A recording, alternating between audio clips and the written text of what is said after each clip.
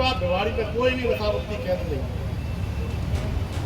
एक आदेश है, उससे कोई एक नाम का है, नाम का है, के बदल तो में जो अपने पास धर्मशाला है या कोई भी जगह है प्रेमाइज है, वो सभी थानों के एसोसिएशन से मैं निवेदन करता हूँ, एक मीटिंग बुला के नहीं, और उसमें नशा मुक्ति केंद्र खुलवाने का जो भी आदमी पकड़ा हुआ है उसमें नशा ज़्यादा मात्रा में जो ले रहा हो उसमें नशा मुक्ति केंद्र में भेजा जाए।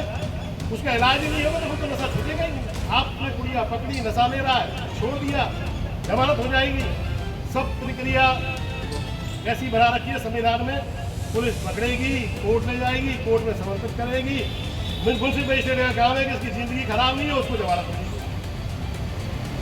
सुरेंद्र जी, यूँ तो पुलिस विभाग ने लगभग सभी समस्याओं पर बात की, चाहे वो साइबर फ्रॉड हो, चाहे वो बढ़ते हुए जो अपराध जो धीरे धीरे भिवाड़ी में अपनी जड़ जमा रहे हैं।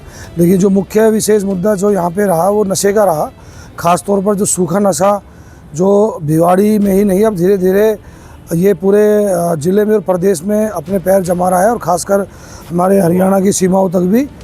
तो मेन जो मुद्दा रहा वो मैं अगर कहूँ तो जो सूखा नशा जो NDPS एक्ट पे जो कार्रवाई की जाती है, जो गांजा, चिट्टा, स्मैक, MD, इसके कितने तरह के नाम भी हमें नहीं पता, तो भिवाड़ी भी अब उससे अछूता नहीं है। मुझे नहीं लगता कि कोई भिवाड़ी में ऐसा गांव बचा होगा जहां पे अब युवा पीढ़ी इस सूखे नशे की जद में नहीं आ रही है। और जो ये नशा इतना महंगा है और इस तरह ये युवा को तोड़ देता है कि उसे अपने घरों में चोरियां करनी पड़ रही है, अपने माँ बाप से झगड़े करने पड़ रहे हैं, घर से निकल जाता है और फिर वो लूटपाट करता है, हिंसा करता है, और कई जगह तो सूचना ये मिली है कि उन्होंने हत्याएं तक भी की है। अपराध का जन्मदाता नशे को कह सकते हैं। बिल्कुल, अपराध का जो जन्मदाता है वो नशा है, और इस नशे में भी जो सूखा नशा जो एक धीरे धीरे भिवाड़ी में अपनी पैर जमा रहा है, आज इस पर पुलिस ने बहुत गंभीरता से दिखाया। देखते हैं आने वाले समय में पुलिस इस पर कितने कठोर कार्रवाई करती है। बाकी सभी CLG मेंबर सभी इसके साथ हैं। CLG की मीटिंग में हमने विभिन्न प्रकार के कई मुद्दे रखे हैं साहब, जिनमें एक सबसे अहम मुद्दा था सूखे नशा का। नशा चारों तरफ से लिप्त हो रहा है, ज़्यादातर हरियाणा से आ रहा है ये नशा, और हमारे युवा वर्ग जो टेम्पू चालक के बेचारे नशा करके टेम्पू ने चलावे हैं और कहीं भी खड़े हो जाएं, ये नशा घर में चोरी करवाता है साहब, परिवार से लड़ाई करवाता है, झगड़ा करवाता है। बहुत सारे मुद्दे रहे साहब, जैसे कि तो चोरी का है, साइबर उसका क्राइम का है, ट्रैफिक का है, ये कई मुद्दे रहे साहब। आज की मीटिंग से आप कितने संतुष्ट हैं? बहुत संतुष्ट हैं साहब। पुलिस प्रशासन तैयार है, लाठी लेके काम कर रहा है, कोई दिक्कत नहीं है। आश्वासन पुलिस प्रशासन ने सभी दिया है, और पुलिस प्रशासन की जनता अगर मदद करती है तो पुलिस प्रशासक भी जब ही आगे बढ़ता है, और हमने भी ये प्रण लिया है कि हम पुलिस प्रशासक की मदद करें।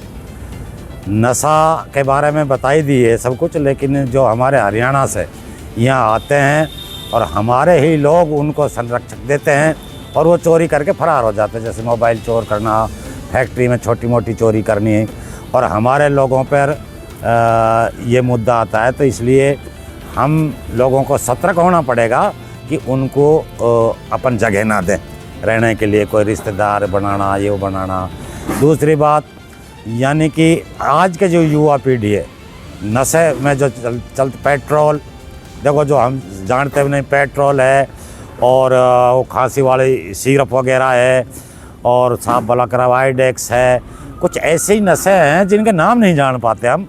और हर गांव में बच्चे युवा 20 से नीचे ज़्यादा बिगड़ रहे हैं।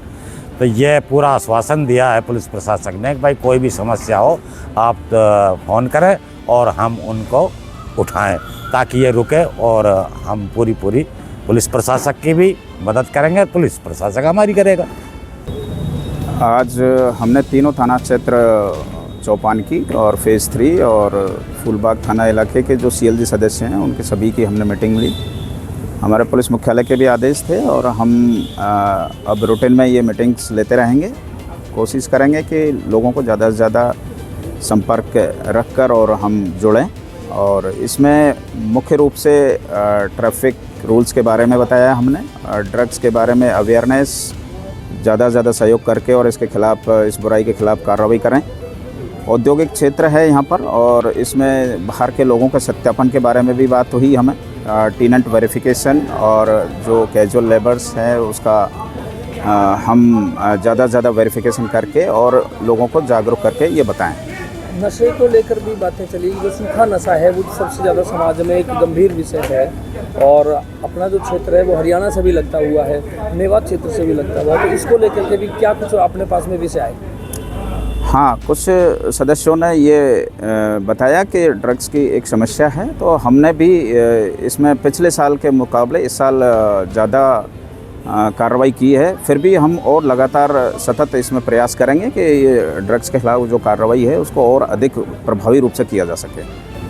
कुछ एक मुद्दे इस बारे में भी उठे थे, उसमें भी हमने जो पिछले दिनों 2-3 वारदातें हुई हमारे, बड़ी चोरियां भी हुई, हाँ बड़ी चोरियां हुई, उनमें भी हमने उन चोरियों को खोला है। जो अदर स्टेट के उसमें आरोपी थे उनको पकड़ा है, माल भी रिकवर किया है। दूसरा, सिक्योरिटी एजेंसी जो इन फ्लैट्स की हैं उनको भी हमने बुला के और समझाइश की है, बताया है कि क्या क्या नॉर्म्स हैं, किस किस चीज़ को फॉलो करना है। सीएलजी मेंबर्स के साथ साथ आज और किन किन लोगों को इसमें शामिल किया गया था? सीएलजी मेंबर्स के अलावा जो कुछ एक औद्योगिक क्षेत्र से जुड़े लोग हैं उनको भी हमने कोशिश की है कि इसमें आएँ और हमें बताएं इस बारे में पूरा जो भी उनकी समस्याएं हैं। सुरक्षा सखी और महिला संकल्प जो सुरक्षा से संबंधित है हमारा, उसके बारे में भी हमने लोगों को इनको शहर की दृष्टि से व्यापार एक मेन मुद्दा है, तो व्यापार मंडल से भी कुछ लोग आए थे, उन्होंने अपनी बात रखी, तो उनके क्या सजेशन निकल कर के आए, उनके लिए क्या आश्वासन दिया गया?